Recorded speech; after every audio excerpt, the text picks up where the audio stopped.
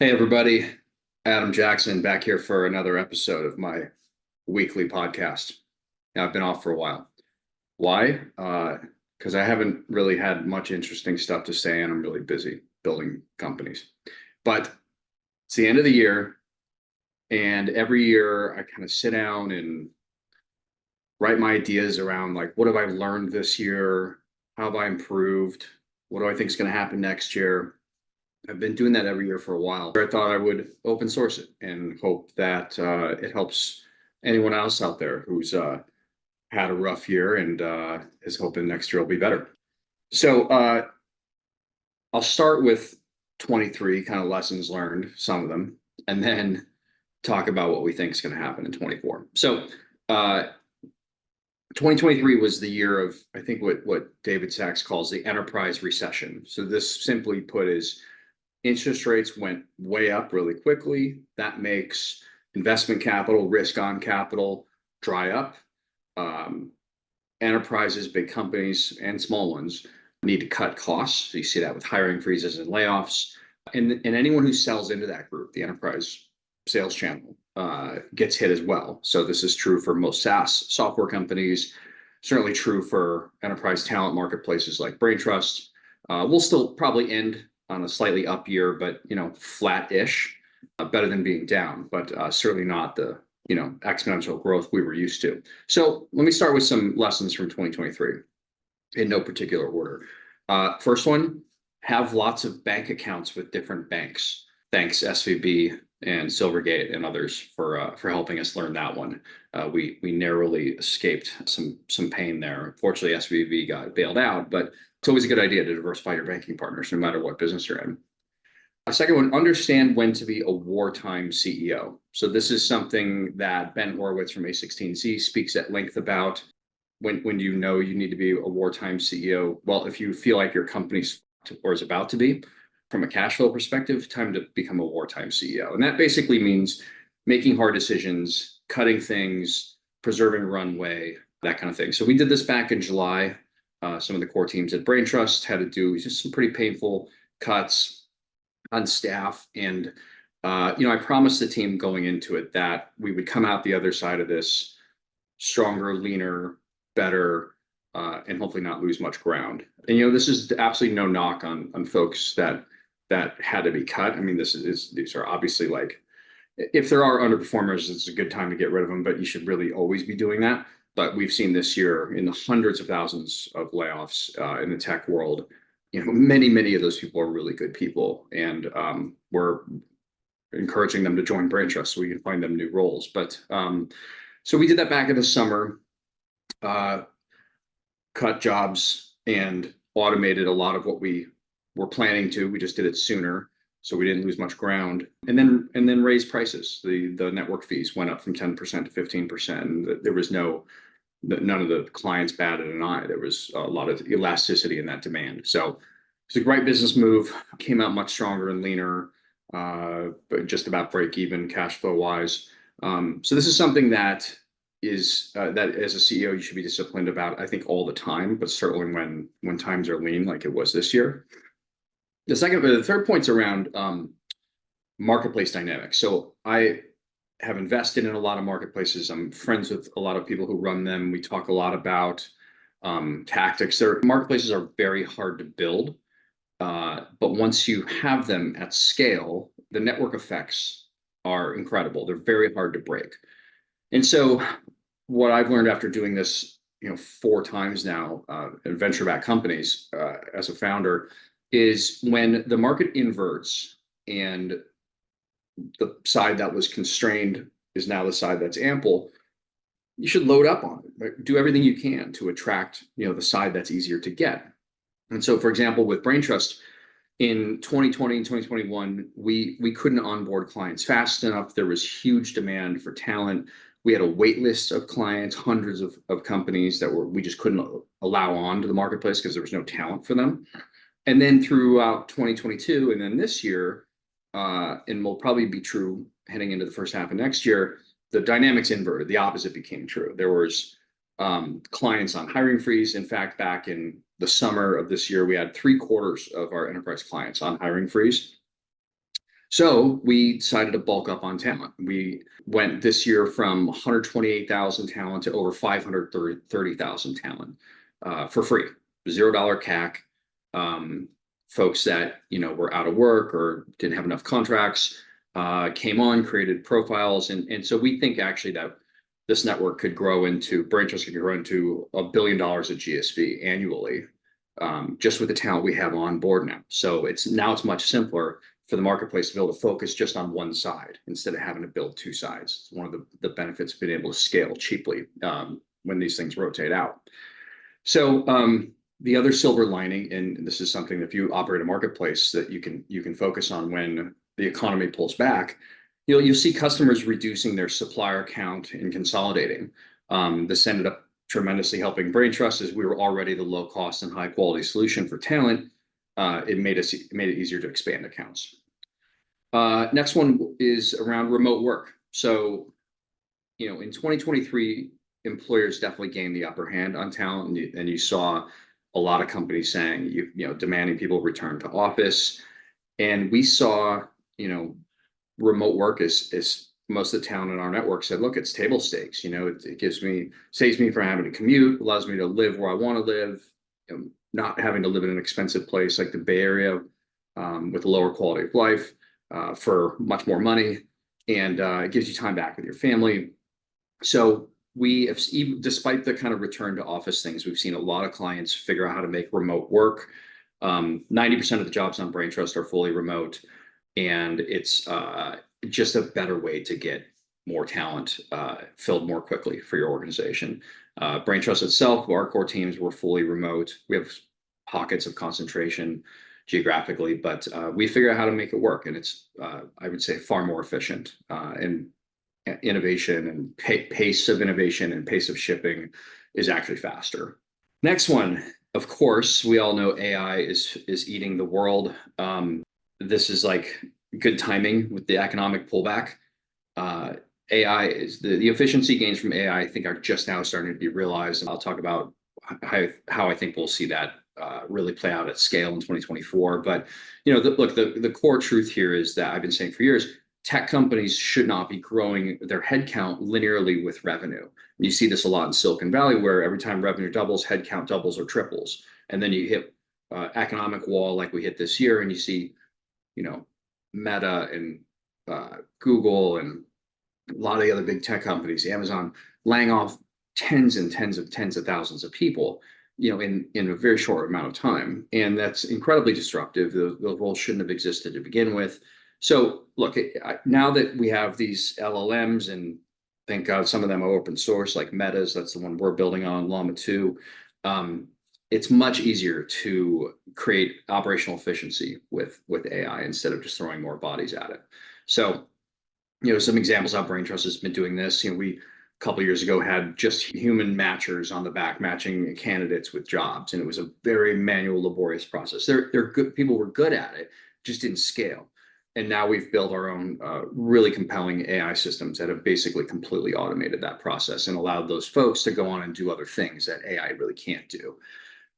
So we've been, more on this next year, but we've been building just some incredible AI tools that will make recruiting and screening and filling roles so much more seamless for both talent and clients. And then if you're some PSAs here for both sides of the Braintrust marketplace. So if you're on the talent side, if you're an engineer, designer, product manager, sharpen up on these skills. If you're an engineer, like, get in there and build models and play with the weights, and you can do all this stuff on your local machine. It's free. I've seen hundreds and hundreds of people who either work for Braintrust core teams or who are talent members of the community come up to speed on this skill set in like 3 to 6 months.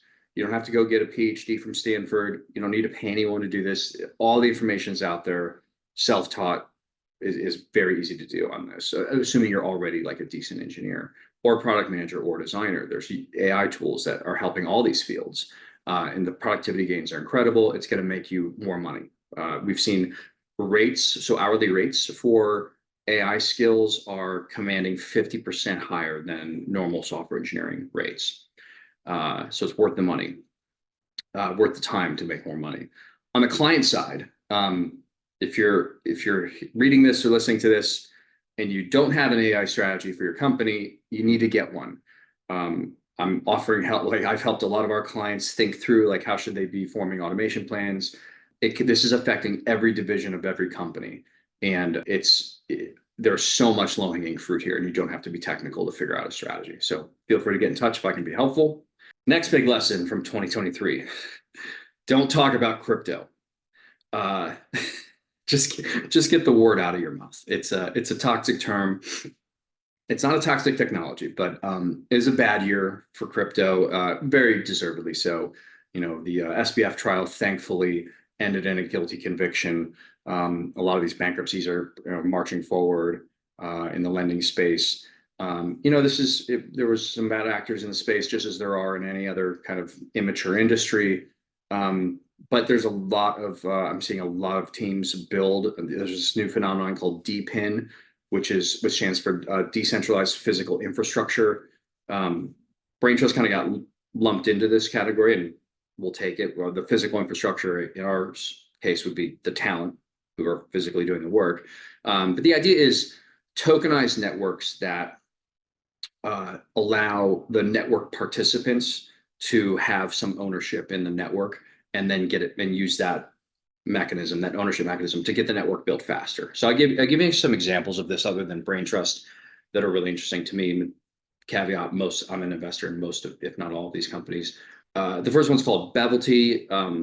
They're a beverage loyalty points platform using NFTs to prove you ordered a drink at a bar, and then you collect these NFTs, and they're going to introduce a token, and it allows the drink manufacturers to have a closer relationship with the consumers. It allows consumers to, lean into the brands they love and be rewarded for loyalty. It's really a clever system, uniquely enabled by a blockchain token.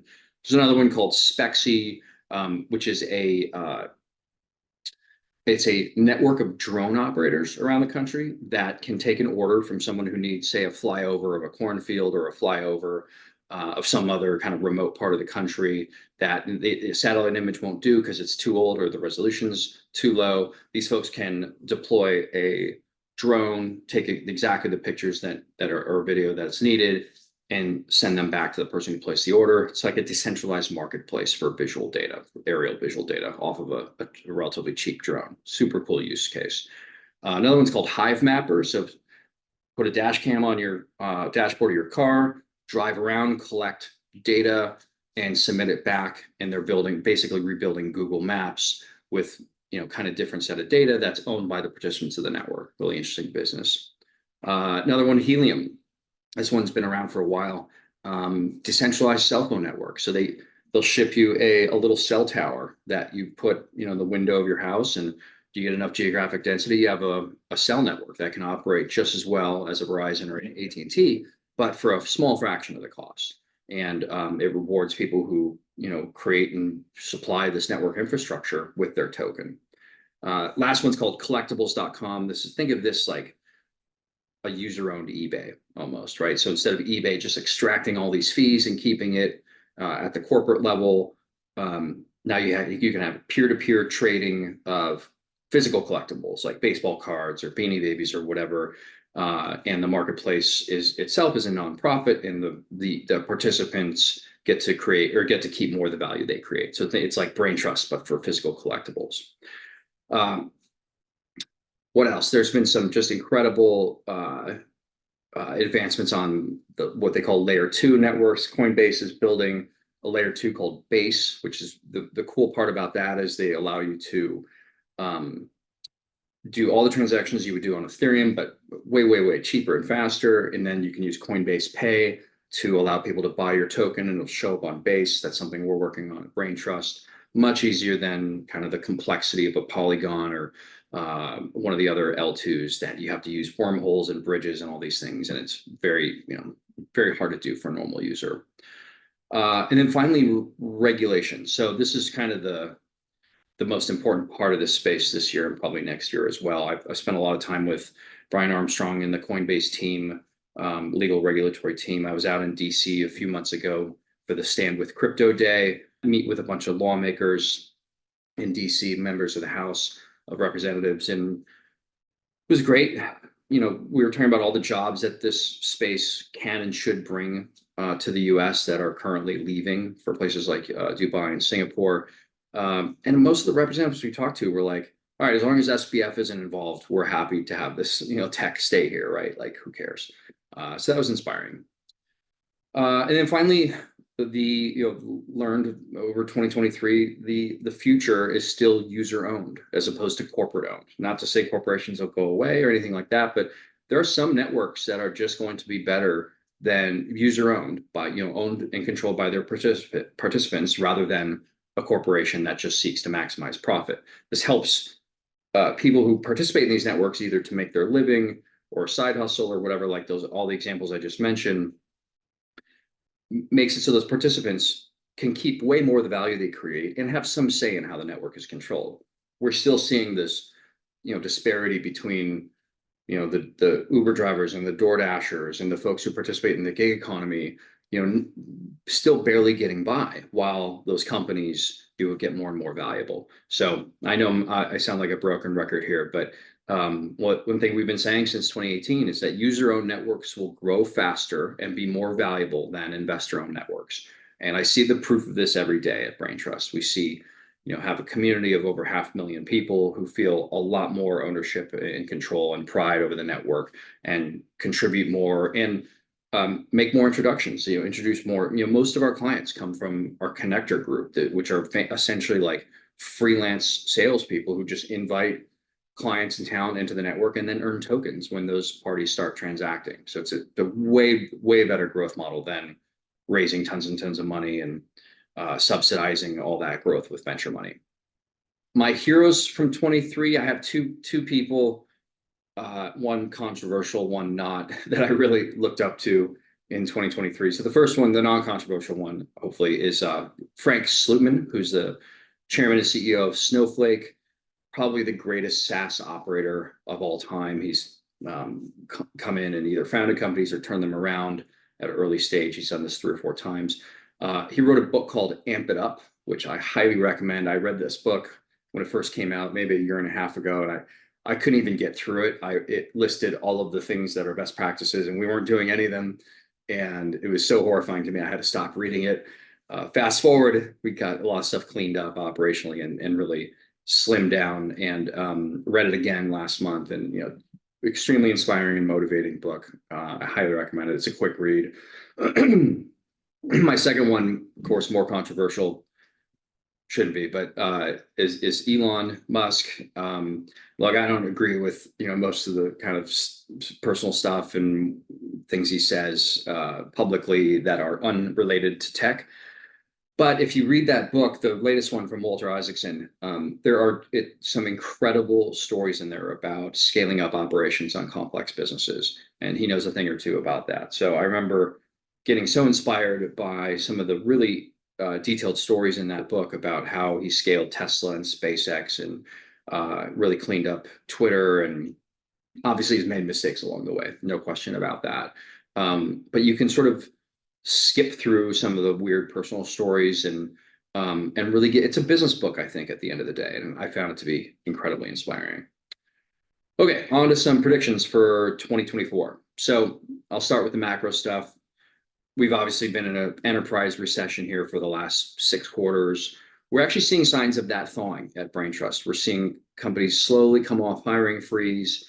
My guess is it's going to take another couple quarters to really thaw out. We'll probably see rates start to drop again as soon as the springtime of 24. And when that happens, money flows back in, things get going again.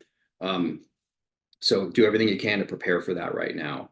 And we're actually starting to reinvest in growth here on the software innovation AI side. So we are as prepared as possible to capture disproportionate market share when these things do come roaring back. Like I mentioned earlier, I think the incredible productivity gains and thus margin growth and thus higher enterprise value from AI are going to start being realized in 2024. Think of it like, every role at a knowledge worker company is going to have an Iron Man suit, and people are going to get stuff done faster and be able to just be more productive. It's a deflationary pressure on the economy, which is great for margins. And then enterprises not implementing AI are going to start losing market share. So there's, I think, a great opportunity here for startups to, kind of outfox incumbents by being sharper on AI. On the job market side, I've been saying for a while that I think in aggregate over time, AI will create more jobs than it replaces. However, I think 2024 will be the job destruction phase. We're seeing it now. AI will replace, more repetitive jobs, things that would take humans, knowledge workers, many hours to do. It can compress that down. It can't cut the human out of the loop, but we're seeing this at Brain Trust already. Internal operations making everything much more efficient and accurate. So again, it's something that if you're not very up to speed on, and try to become as close to an expert as you can, you're going to miss out on this trend. I think we'll see companies continue to rely on elastic workforces rather than just loading back up on FTEs, people paying for outcomes rather than results. And then again, remote work, I think, is going to remain table stakes. On the crypto side, I think we're turning a corner here. Public perception has a long way to go on this space, but I see us probably getting some common sense regulatory frameworks. I think Coinbase is going to prevail in their cases. And once this happens, whether it happens this year or next year, or 24 or 25, most lawmakers I've talked to really see that we have to reverse this brain drain. We have to keep our great entrepreneurs, great engineers from being afraid to operate in the US and going to do places like the Emirates and Singapore. We need to reverse that. Obviously, those jobs need to stay here. What am I most looking forward to? This will be a nothing burger for you, but we're doing some really, really incredible things with all the data that the marketplace has collected here at Brain Trust and leveraging AI to make, this whole recruiting industry like exponentially more efficient and fun and reducing time to hire and that kind of thing. So we'll have some big announcements coming in Q1. Most concerned about, I've talked about regulation. I think we're on a good path there. It's a long way to go, but I'm less concerned than I used to be. I am concerned about the kind of state of InfoSec and operational security in the space. There's a lot of young people in Web3 that, didn't go through the kind of maturation cycle that Web2 went through, where we all learn security best practices. And I think there's a lot to learn in Web3 from best practices from traditional websites. And there's just every day you read about another hack and in crypto, and it's that kind of thing. It's scary, it's real, and it's going to keep the space immature until it's fixed. Right now, fun part, predictions for 24. This is all just mostly tech stuff, so forgive me, but that is where I live. I think wearable AI is going to have its iPhone moment in 2024. I just ordered one of those humane lapel pins that is like it replaces the phone. It's like AI in your pocket. It has a direct, there's no app store or anything. It has a direct line into ChatGPT, so you can ask it things right away, and it's like an extension of your brain almost. That's a startup, so who knows where it'll go, but Meta's going to do the same thing. They've got Ray-Ban glasses with cameras and mics, and I'm sure they're working on something similar, and that you can't imagine Google will be left out here. So I could see a reboot of the Google Glass.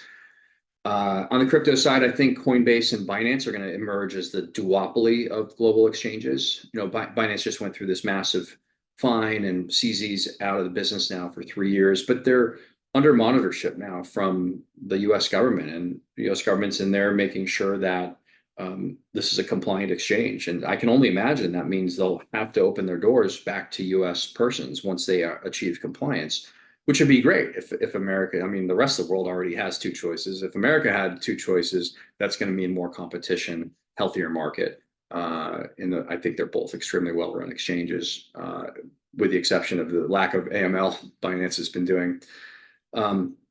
Talked about Base, the new L2 from Coinbase. I think that's going to emerge as the dominant L2, way easier to use. It combines all the technical superiority of an EVM L2 with all the great economics you get, but all the great UX that Coinbase brings it. So I think it's going to bring, their goal is to bring 1 billion more people on chain. I think this is the best way to get there, is how they're doing it with Base. I think NFTs will make a comeback, but this time for identity. So, you know, in the last couple of years, we saw the artwork NFT bubble get popped up and burst, and that's mostly from zero interest rates and people speculating on them, as one does when money is so cheap. We have been working on Brain Trust Professional NFT. So think of it, it's an NFT except for storing like a JPEG. It actually stores all of your verified work history, professional credentials, skills, mentoring that you've done on the professional network, all kind of stamped in by verified third parties. And so it's almost like a professional resume that lives on the blockchain that you have control over, and you can't fake it. You have to have verified third parties kind of stamp credentials into it. And there's your new professional identity that you can take anywhere with you. It's not the property of a LinkedIn or somebody like that, or an Upwork. Finally, I think in 2024, we'll get a tokenized version of DoorDash that uses the brain trust ownership model, but for food delivery. I'm just kidding. I don't think that's going to happen this year, but I sure wish it does. I wish it will. It's such a great model. I think the people who order food from, provide food for, and deliver food on DoorDash or Uber, or you name it, would be much happier if they owned a piece of the network and got more economics out of it. So if you're working on that, please let me know so I can help however I can, invest, whatever. Anyway, I think, look, things looking up for 24. 23 was a tough year for anybody that works in or sells into the enterprise. I'm pretty excited about 2024. All right, thanks for listening. See you next time.